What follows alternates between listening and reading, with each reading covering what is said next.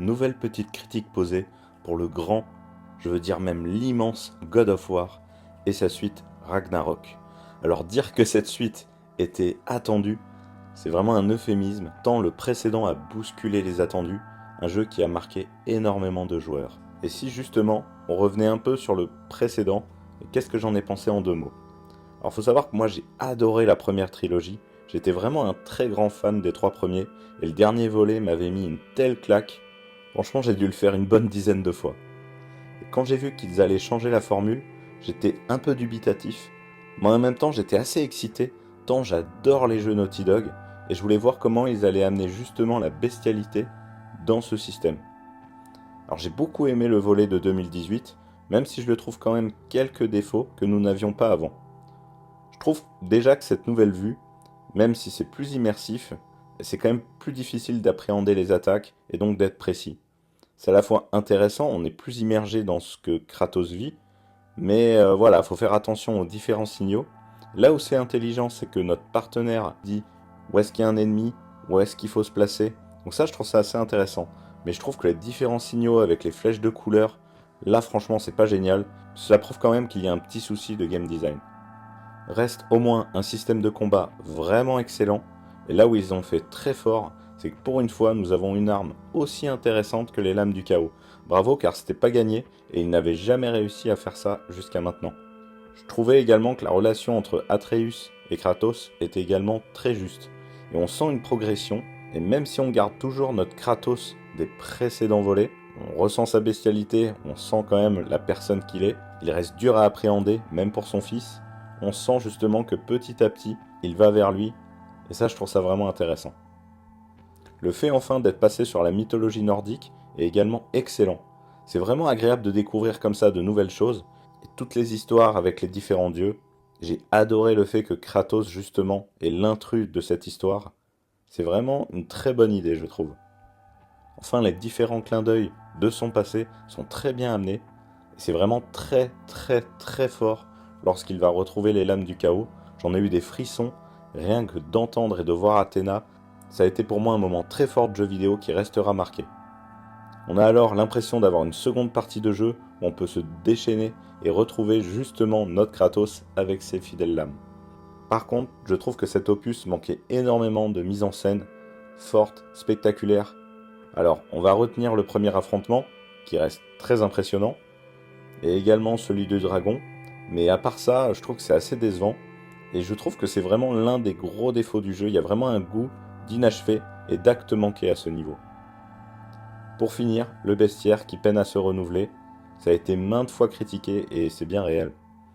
Et alors, en ce qui me concerne, je trouve que c'est un des gros problèmes également, c'est le loot, les menus, avec les différentes armures, etc. Alors moi, franchement, ça m'a vraiment embêté, ça casse complètement le rythme de jeu, et c'est pas du tout quelque chose que j'ai envie de trouver dans God of War. Reste une très belle épopée avec une fin ultra marquante, mais qu'en est-il de ce second opus qu'on attendait tous énormément? Alors quand on voit les notes dithyrambiques et les avis positifs, encore une fois, j'ai du mal à comprendre. J'ai toujours l'impression d'être à côté de ce que les gens pensent. Je viens de voir il y a peu le test de Jean-Baptiste Chaud, et même si je le suis sur certains points, évidemment, comment dire, sur le reste, moi c'est tout l'inverse, et franchement j'en étais tellement dégoûté, car j'étais vraiment hyper hypé par cette suite, je pense que c'était vraiment le jeu que j'attendais le plus. Alors oui, s'ils ont réussi à diversifier le bestiaire, et surtout les décors, et ça c'est vraiment un très bon point qui manquait énormément. Là on peut visiter tous les royaumes, et certains sont incroyables au niveau esthétique, c'est vraiment magnifique. En ce qui concerne la structure et le game design, j'ai énormément de soucis avec ce Ragnarok. Si l'opus précédent était déjà ultra linéaire malgré son monde ouvert, mais qui en fait cachait des couloirs en veux-tu en voilà, je trouve que là on est vraiment au stade au-dessus et surtout, il s'est passé 4 ans. Moi je voulais voir quelque chose de plus abouti, de bien plus ambitieux. Franchement, j'ai trouvé ça parfois insupportable à jouer. On a certes de beaux décors, parfois même magnifiques, mais on est vraiment dans de la ligne droite, à suivre des chemins complètement balisés et amener de la pire des façons. Je trouve que n'est pas Naughty Dog qui veut. Je suis vraiment déçu par Santa Monica, qui était l'un de mes studios favoris. Parce que là, je trouve qu'ils n'arrivent pas du tout à la cheville de ce que fait Naughty Dog, où on y croit. Il y a quelque chose de... Je sais pas, ils arrivent vraiment à gérer ce système. Là, c'est un peu du copier, mais là, moi, je n'y crois pas en fait. En fait, je trouve que la plupart des choix de ce jeu sont mauvais. J'ai l'impression en fait que c'est un concentré d'énormément de défauts sur un seul titre. Alors comme je l'ai dit, ce côté couloir n'en plus finir m'a énormément gêné, mais c'est surtout les coffres à ne plus savoir qu'en faire qui cassent complètement le sentiment de progression. Enfin, franchement, il n'y a plus aucune recherche pour les obtenir. Il suffit d'être dans un couloir, de tourner la tête et se rendre compte qu'il y a un autre petit couloir avec un petit chemin de 5 mètres pour atteindre un nouveau coffre. On est vraiment dans le basique, le plus basique total. C'est vraiment de la casualisation au plus bas, et je trouve ça même insultant, parce qu'on va nous dire que c'est un jeu grand public, mais non, je suis pas d'accord. Franchement, on voit un Zelda qui est très grand public, et là on a une vraie recherche, on a un sens de l'aventure, il y a quelque chose de vraiment dingue en fait quand on y joue. Là, c'est le fainéantisme absolu. Par ailleurs, le fait d'avoir des coffres toutes les 5 secondes, je trouve que ça casse la cohérence même de l'univers. Le fait de voir des coffres, même lorsqu'on est chez Odin, ou alors chez des personnes, on peut les briser, etc. Ben, franchement, c'est pas possible ça pour moi, en 2023, d'avoir encore ce genre de choses. Donc au final, moi j'en avais vraiment marre, prenez même plus la peine d'aller les chercher pour obtenir des choses. Car franchement, ben je m'en contrefous, ça marche pas du tout. Et au moins dans la première trilogie, il y avait des coffres, c'est vrai, et déjà c'est un jeu qui a plus de 20 ans, mais surtout c'était pour obtenir des âmes et pour faire progresser le personnage. Là, ce système de loot, vraiment, moi ça m'exaspère. Le fait d'avoir à chaque fois 50 armures, ben au final, j'ai plus de plaisir quand j'en obtiens une. Le seul plaisir que j'ai maintenant, c'est quand il y a une nouvelle arme parce que c'est quelque chose d'assez extraordinaire. Le fait de tout le temps obtenir des choses, ben, ça fait que c'est plus extraordinaire quand on les obtient. Et on est ensuite obligé de se taper des menus, mais encore plus complexes qu'avant, c'est vraiment fatigant, et ça casse énormément le rythme. Alors, heureusement, on va avoir quelques quêtes secondaires qui ont un game design un poil meilleur, quelques mécanismes à trouver. Je pense par exemple à l'histoire avec la baleine, mais ça reste quand même très pauvre. C'est vraiment dommage. D'ailleurs, en parlant d'énigmes à résoudre, là ça devenait tellement chiant et ridicule d'entendre toujours son personnage ou son partenaire venir nous expliquer la situation et comment la résoudre. C'est à croire que les développeurs ne comprennent pas ce que les joueurs veulent vraiment. Je comprends tout à fait l'idée en fait de faire avancer les personnages et de ne pas bloquer le joueur, mais cette peur les paralyse au point de développer des choses complètement contre-productives. Bref, la structure du jeu m'a énormément gêné, mais qu'en est-il de l'histoire et de la progression? Eh bien, désolé, mais là aussi j'ai été déçu. Même si j'ai adoré le fait d'amener comme ça énormément de nouveaux personnages, au design excellent et qui donne envie d'en savoir plus, bah je les trouve pas très bien traités et surtout très peu développés. Alors, par exemple, Thor, qui me semble être que l'ombre de lui-même, aurait mérité plus d'attention pour mieux comprendre encore son cheminement. Ce qui s'est passé par là, comprendre pourquoi il est devenu comme ça. Je trouve qu'au final, on effleure seulement les choses et on rentre pas dedans, c'est un peu dommage. Et par exemple, c'était vraiment fatigant de l'entendre et de le suivre lorsqu'on était avec Atreus, vers la fin du jeu. On n'apprenait rien, c'était juste du blabla, sans intérêt. C'était pas très bien écrit, moi je trouve. En parlant d'Atreus, et c'est l'une des très grandes nouveautés, le fait de pouvoir y jouer. Alors, il est vraiment très agréable, certes, mais je trouve qu'il est beaucoup trop puissant, et au final, cela casse également la cohérence du jeu. Je rappelle, Atreus, c'est pas le dieu de la guerre en fait, c'est Kratos, qui devrait être 15 fois plus fort, 15 fois plus puissant, mais au final, Atreus il fait aussi mal, mais il est encore plus agile. Donc en fait, il est plus dangereux que son père, je trouve. Les phases avec ce dernier nous permettent de découvrir de nouvelles régions, ça c'est vraiment génial, mais à côté de ça, on a certaines phases qui sont à l'opposé de ce qu'on recherche dans un God of War. Je pense évidemment à la séquence à dos d'animaux aux côtés de son amourette. Alors, j'adore évidemment le fait de créer différents rythmes dans l'histoire, d'avoir des moments posés. Ça, c'est une très bonne chose. Mais là, les bras m'en tombaient tellement j'étais énervé de ce que nous proposaient les développeurs. Les mecs n'ont absolument rien compris de comment Naughty Dog arrive à amener ces moments-là. Et on va essayer de nous faire ressortir une phase contemplative, mais qui dure ici 10 fois trop longtemps, et qui est juste super mal amenée en fait. Non mais on essaye de nourrir des animaux en cherchant des fruits sur des arbres. Non mais alors en plus ce que j'ai adoré c'est lorsqu'on trouve un fruit sur un arbre, non il faut encore continuer à trouver d'autres arbres, parce que monsieur ne veut pas chercher les autres fruits qui sont sur cet arbre-là. Mais c'est la connerie à l'état pur en fait. Et le développement d'Angboda est au final peu intéressant, même si elle reste vraiment très mignonne, hein, on est d'accord.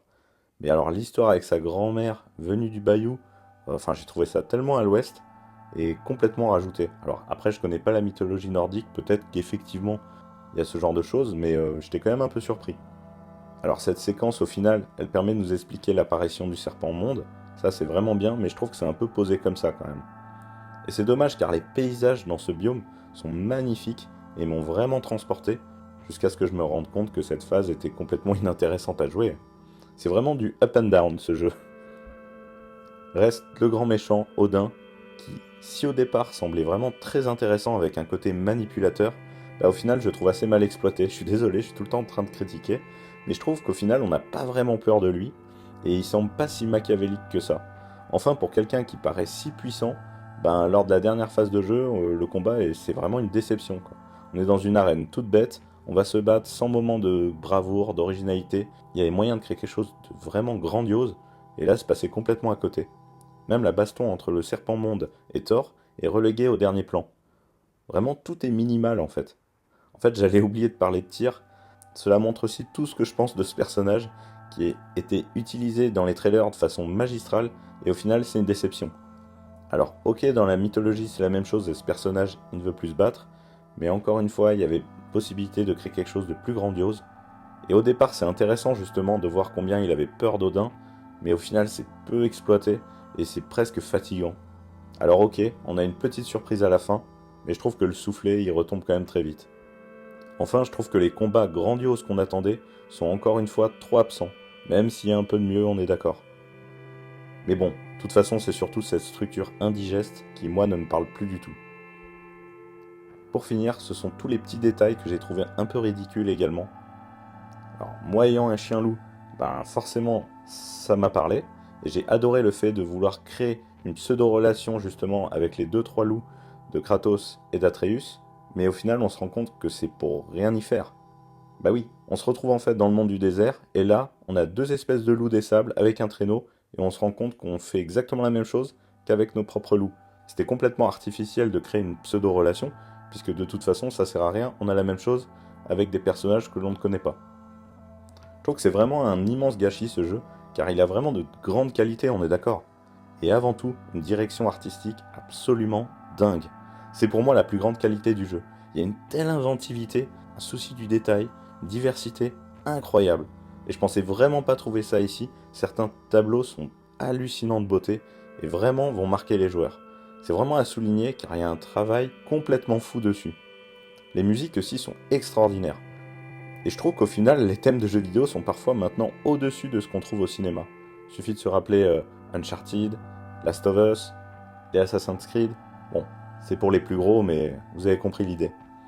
Dans les choses positives, il y a un système de combat qui s'est également amélioré, avec des nouvelles mécaniques et plus de subtilité. Bon, par contre, c'est un peu dommage de ne pas avoir accentué les différences entre les armes, et en fait, on ne nous oblige pas justement à switcher entre l'une et l'autre, et là, ça aurait été bien plus intéressant encore. Enfin, les personnages, même si je les critique, ils restent quand même très attachants malgré tout. Comme je vous l'ai dit, leur design est excellent et la VF est vraiment de très très grande qualité. Si ce n'est l'un des nains que vraiment je ne supporte pas, mais c'est vraiment le seul personnage. Et par ailleurs, la progression de son frère, lui, est vraiment top, et je pense qu'en fait c'est mon personnage préféré de cet opus. Mais à l'image de la dernière arme que l'on obtient, je trouve qu'il n'y a aucune prise de risque. Passé les qualités que j'ai énoncées, qui sont bien réelles, hein, je trouve qu'on est dans du fainéantisme et un game design ultra pauvre. Et enfin, je n'ai pas retrouvé le Kratos, mais juste un père et un mari idéal. Sérieusement, lorsque j'ai vu Kratos et Atreus, bah, j'avais juste l'impression de voir la meilleure relation père-fils qui existe au monde, non? Alors ok, Atreus il peut parfois désobéir, mais c'est toujours pour sauver son père. Et Kratos, lui, est toujours posé, calme, il le protège, il pense à son fils, et il est même là pour penser aux autres, à vouloir aider tout le monde. Bah, franchement, j'avais l'impression de voir juste quelqu'un d'autre. En fait, je trouve que c'est un peu n'importe quoi, parce que je veux bien qu'il y ait une progression des personnages, et que Kratos évolue, mais là c'est on-off en fait. Alors, c'est un autre détail, mais je trouve, moi j'ai été déçu aussi qu'on nous montre Frey, la mère d'Atreus. Je trouve que, alors je trouve déjà ces séquences assez pauvres, et surtout le design de la femme est vraiment générique au possible. Je trouvais ça plus fort dans le précédent de ne pas la montrer, il y avait quelque chose de très mystérieux autour d'elle, et on pouvait s'imaginer plein de choses. En fait, je trouve que rien n'est vraiment cohérent dans le comportement des personnages. Et lorsque par exemple on voit Freya qui laisse repartir Atreus alors qu'elle avait un moyen de pression de dingue sur Kratos, c'est bizarre, non? Alors au final, c'est pour devenir les meilleurs amis du monde, voire plus. Bon, ok. En fait, je trouve que la fin même du jeu, avec son générique, représente parfaitement la pauvreté de ce qu'on nous sert. On se retrouve à déambuler dans un couloir, voir des personnages qui attendent bêtement qu'on vienne leur parler, sans aucune justification, et nous continuons tout droit. Et encore une fois, je trouve qu'il y a un vrai problème au niveau des testeurs, qui ne pointent aucunement les défauts de ce jeu. Alors parce que c'est un jeu grand public, on doit accepter ce genre de fainéantisme? Moi je suis pas d'accord en fait, hein. Et voilà, encore désolé de vous faire une critique assez négative, mais malheureusement je trouve qu'on a de plus en plus de déception de ce qu'on nous offre culturellement.